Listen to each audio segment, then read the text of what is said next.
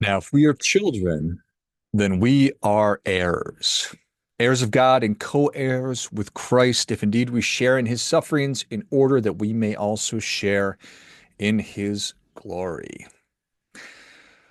What does that mean? How does it apply in your life, if it even does? That's what we will explore today. Welcome to our Sunday service. So, that verse conveys the idea that suffering, when we embrace it in unity with Christ, brings us believers into a deeper share of his glory, showing that pain can be a bridge to eternal joy. So, salvation, it's your birthright, but it's not free. We're not entitled to it. There's a price to be paid for that. And one of those prices, probably many prices to be paid for it. One of those prices is discomfort. One of those prices is in fact pain.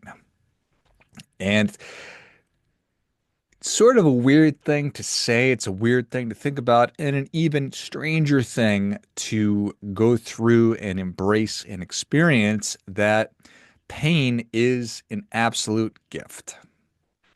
And pain is something that should be leaned into, steered directly into it, which goes against all of our natural tendencies of trying to avoid discomfort, pleasure seeking, not pain seeking. We go out of our way to remove any friction. We want to live in zero gravity environments where we're not offended and we don't have to hear information that could be triggering to me. It's all these different things.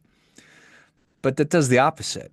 When you tell somebody that they're doing awesome, regardless of whether or not they're doing awesome, when you give somebody a participation trophy, whether or not they actually did anything regarding or that is deserving, or you should be receiving some kind of a trophy, when you astroturf the world so that there are no sharp edges, you don't experience any pain, we are not helping ourselves at all. We're doing the opposite. We're creating generations of anti-fragile, no, very fragile people, when in fact we want people who are very, very anti-fragile.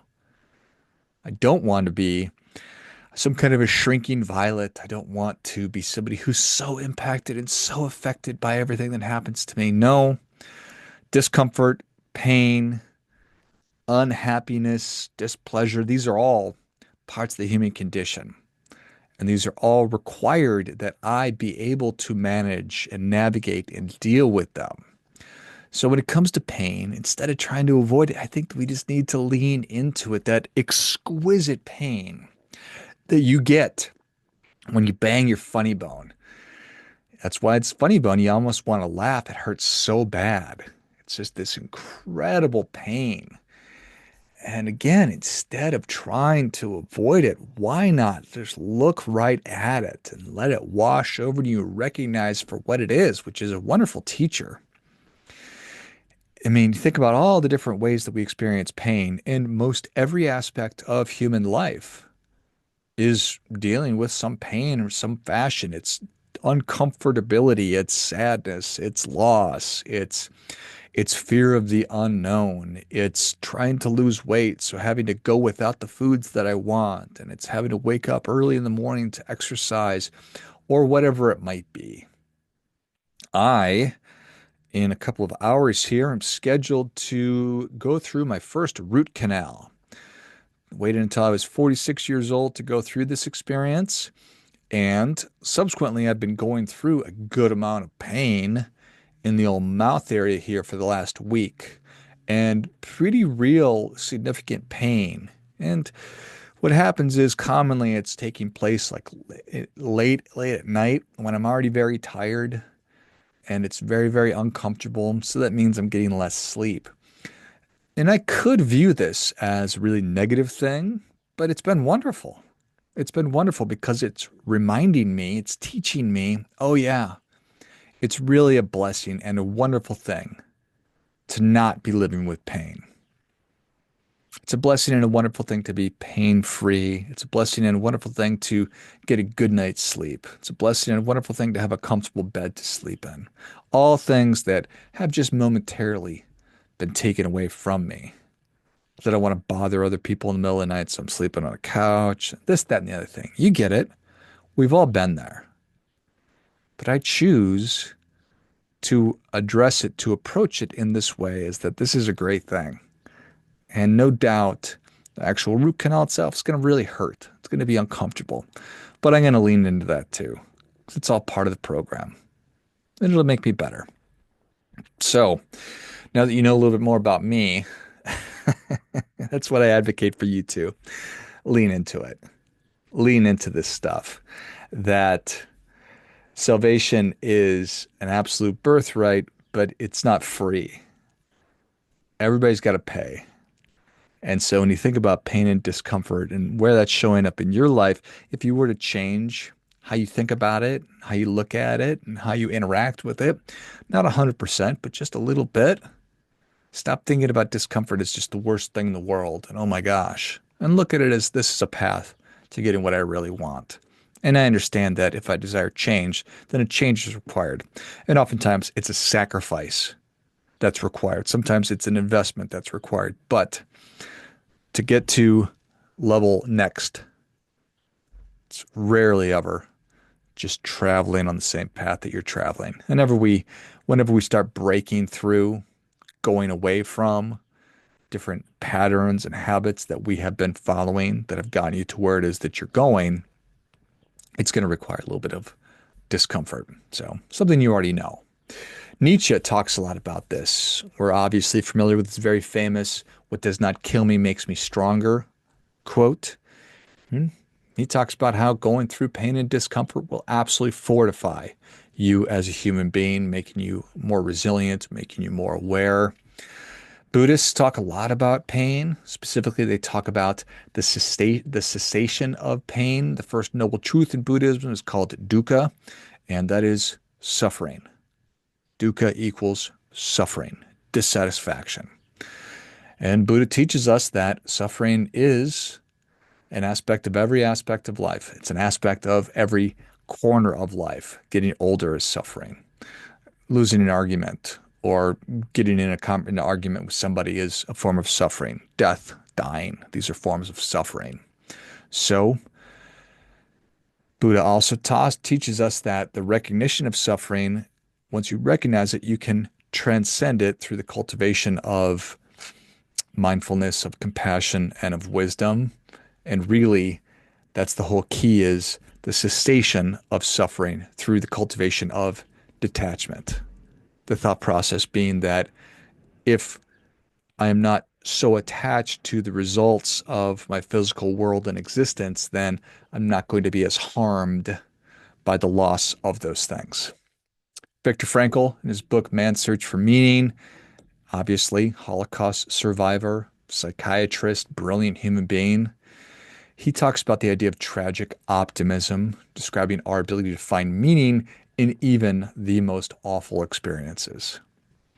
From a psychological perspective, there's something called PTG, which is post-traumatic growth, which I really like a lot because certainly we talk about PTSD, which is post-traumatic stress disorder, and we think about that as something that is kind of a chronic thing, really hard to overcome, and for good reason. PTSD is it's certainly one of the formative things that's shaping our society, as we've sent so many of our young people off to war, and PTSD shows up in obviously way more places than simply having fought in a combat zone. But this idea of post-traumatic growth just simply says that we experience an enormous and significant amount of personal development following traumatic events. So, while trauma can be extremely devastating, it can also lead to increased appreciation for life, deeper relationships, and spiritual growth, which is really what I'm talking about when I talk about leaning into it and embracing it, because it is getting you what it is that you want.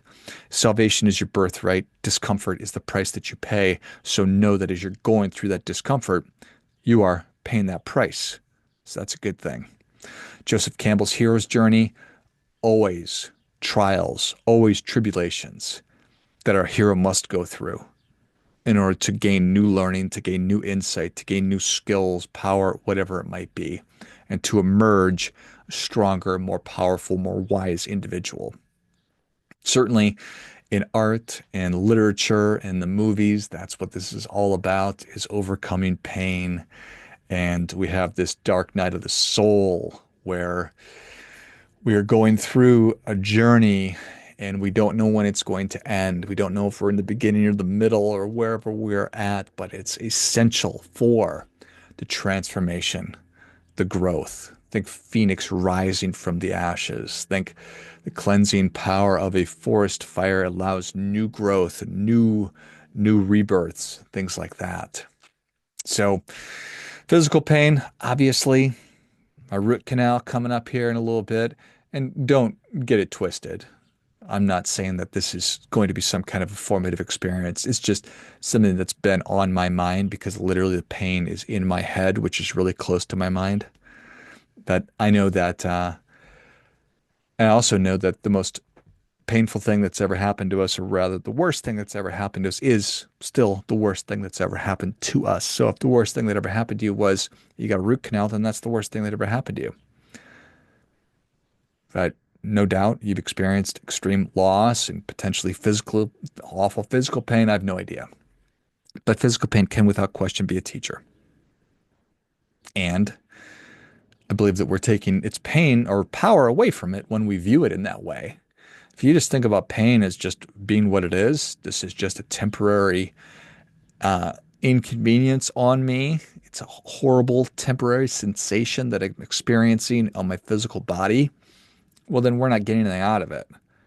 I want to get something out of this. If I'm going to go through it, it's going to teach me. I'm going to learn. I'm going to be better for it. So, this idea of pain being a gift, certainly woven throughout theology and Christian theology, talking about suffering, sacrifice, and redemption. Obviously, it's central to our understanding of Christ's life and his mission. And Passion of the Christ, we just went through the Easter season where we talked about Pilate washing his hands before sentencing Christ to his death, and obviously the crucifixion, and then Christ rising from the dead. It's amazing.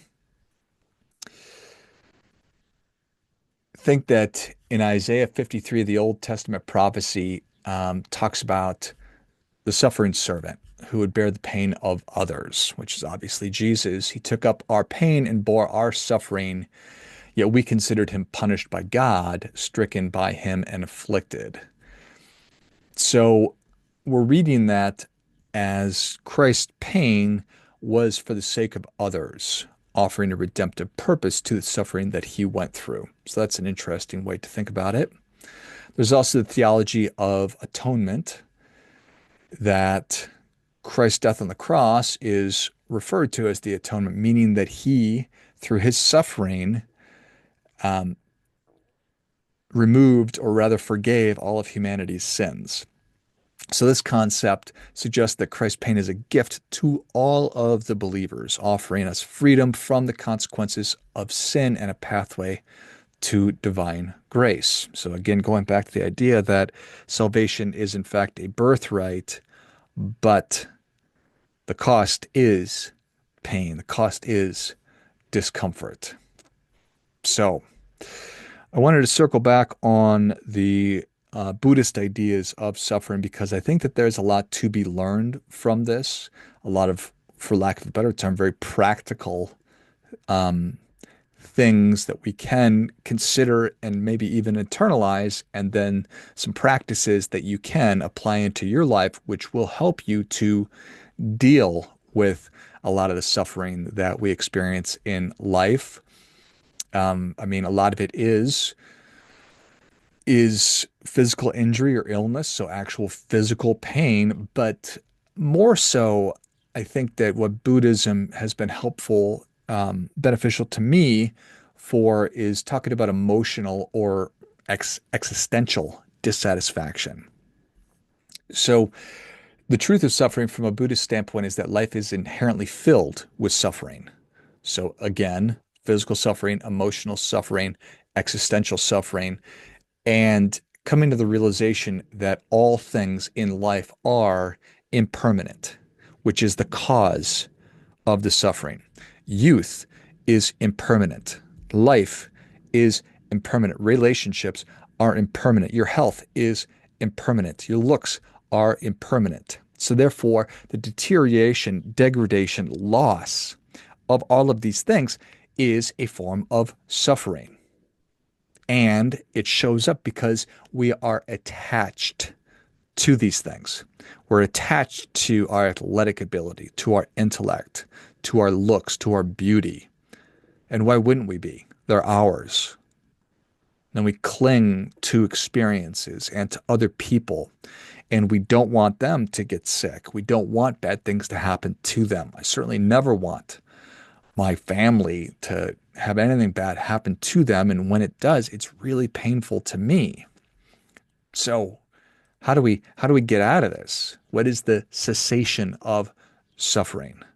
And that's what Buddhism talks about is it's really the key to this is overcoming our attachments, overcoming our desires by letting go of them, by letting go of the attachments that we have to impermanent things and understanding the nature of life, be it impermanent, and through detaching from these things, that's how you reach the ultimate state. And in Buddhism, that's nirvana, your ultimate state of liberation, your ultimate state of self-actualization, of enlightenment. So they call it the eightfold path, and it gives practical guidance for ending suffering by cultivating right understanding, right intention, right speech, right action, right livelihood, right effort, right mindfulness, and right concentration. So they also break it down into this idea that there's a spectrum of the different sufferings that we experience. And there's ordinary day-to-day stuff. We get into arguments with friends. We get pissed off in traffic. I get tired because I was working out too hard, or I went without something that I really wanted to buy a new pair of shoes, but I didn't because I realized I couldn't afford it. That's suffering, also known as dukkha. And these are voluntary choices. So these are choices that we have made, and therefore we're experiencing pain or satisfaction based on whether or not we chose to do them or to not do them. But aging and death is also a form of suffering without question. Physical decline, mental decline, our loss of our vitality, and eventually dying, something that all human beings must face. And there's also forms of self-imposed suffering, like I imagine that you engage in because you're listening to this. So therefore, you're probably a driven person. It's waking up early, it's exercising, fasting, not eating exactly what it is that you want. You're going without because you are choosing to engage in a form of discomfort in order to get ultimately the thing that you truly do want. Then, of course, there are real sicknesses that are chronic: diabetes, blindness, long-term illness, cancer, things like that. So these are things that awfully hard to get around. So how do you actually do it? And while there is certainly a lot of suffering that you can never completely entirely avoid, you can transform it. So that's what this idea of transmutation is. It's not getting rid of it. It is just changing how you're thinking about it and engaging in it. So through mindfulness and acceptance, uh, Buddhists, because they are big meditators, they want to change the way that we are experiencing suffering.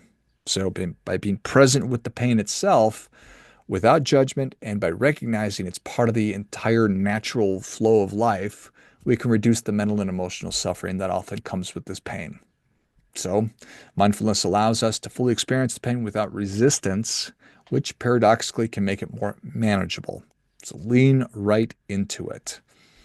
When we cultivate compassion, the Buddhists also talk about how that's a really helpful thing in being compassionate and caring for others who are suffering can provide a sense of purpose and meaning that makes our own pain more manageable. But really, they believe that suffering is a path to wisdom. It's viewed as an opportunity to gain wisdom. Through facing pain and hardship, we can gain a deeper understanding of the impermanence, the interconnectedness, and the nature of all of our reality, which will eventually, hopefully, lead us and liberate us from suffering and help us to get to that level that we're really looking for. Finally, the Pieta. It's one of Michelangelo's most beautiful pieces, and um, it depicts Mary holding on to onto Jesus' dead body after his crucifixion. It's just literally one of the most profound and iconic sculptures in Western art. And he made it out of one block of marble. It's extraordinary. He made it from 19 or rather 1498 to 1499. Um, and it's just the idea of it. It's the moment of Jesus comes off the cross. Mary is holding his broken body. It's a powerful meditation on suffering, loss, and redemption. And it depicts Christ, his body in a state of lifelessness, which it's not just a depiction of death, it's the portrayal of the culmination of everything that the man has just gone through, the culmination of all of his suffering. The composition of the statue emphasizes his humanity even in death while highlighting the profound weight of the sacrifice that he made. His body is, you could look, when you look at it and you need to, you perceive him as delicate, serene, and youthful, almost in an idealized version, which is wild to say. Um, there's not there's not visible wounds or grotesque features um, that contrast with the brutality of the crucifixion, which I think is just an invitation to contemplate everything that he had gone through. But by focusing on his stillness and purity, Michelangelo is offering a deeper reflection on the nature of suffering itself and how it can be endured with grace, even as its ultimate conclusion was, in this example, death. I think that when you think about Christ's wounds from the crucifixion, the nail marks on his hands, the spear wound on his side, um, the way that Jesus is represented in the Pietà is really untouched by suffering. And I think that the serenity with which Michelangelo portrayed Jesus was and should be interpreted as a reflection of Christ's victory over that pain, his victory over the discomfort and the extreme circumstance that he'd just been through, which is what I'm talking about, or at least I'm trying to talk about, which is why I'm trying to bring it all together here. And I think that it suggests that while his suffering was intense, it was ultimately part of a divine plan for redemption. That that Jesus knew what he was getting himself into, and he accepted it, and then he went through it. But obviously, Jesus is just one half of this sculpture. The other half is Mary, and certainly her sorrow is palpable. She's holding her son's lifeless body with this tender and tragic devotion. She's looking at, she's looking down. Her face is just filled with grief, but there's also a quiet acceptance of everything that she has been going through at the same time. You think about, I mean, the profound nature of this statue is that God sacrificed his son. Jesus submitted and sacrificed himself, and Mary had to watch all this go down, being the mother. Can't imagine. So it's this paradox of suffering and peace that is ever present in Christian theology because it's ever present in our lives. Dichotomy of suffering and peace. So Mary's sorrow, her compassion, it's not just emblematic of a mother losing her son, but the compassion and the faith that sustains her throughout the suffering. So whatever her experience was along the way, beginning of it, midway through, and now finally at the end, she is seen without question as a co-sufferer experiencing the pain of Christ's death deeply, yet she doesn't reject or turn away at all. She looks right into that pain. She stares into it. Um, and it's this absolutely beautiful piece of work, absolute beautiful creation. It's the beauty of suffering. Obviously, Michelangelo's unparalleled skill in bringing figures of Mary and Christ together is extraordinary. There's soft folds of clothing, the flowing lines of the figures, and the almost ethereal quality of their forms. It brings this moment of pain into this transcendent chunk of rock that's lasted for as long as it's lasted. So much of life is suffering and beauty intertwined. It's the intersection of suffering and beauty. It's the reflection of how suffering is not an end in itself, but it's a pathway to something greater. That's it. It's a paradox of redemption. The cross itself captures the paradox that is central to Christianity, the idea that through suffering, salvation is achieved. Christ's pain led to the redemption for all. The Pieta's tragic beauty points toward the possibility of hope and transformation through suffering. So it is a gift. The gift of pain. It's a visual representation of that. And that is a transcendent thing. So I think that the Pieta is a profound and intricate reflection of Christ's suffering and its redemptive power, embodying the paradox of suffering. It's an incredible thing. It is an incredible thing. So,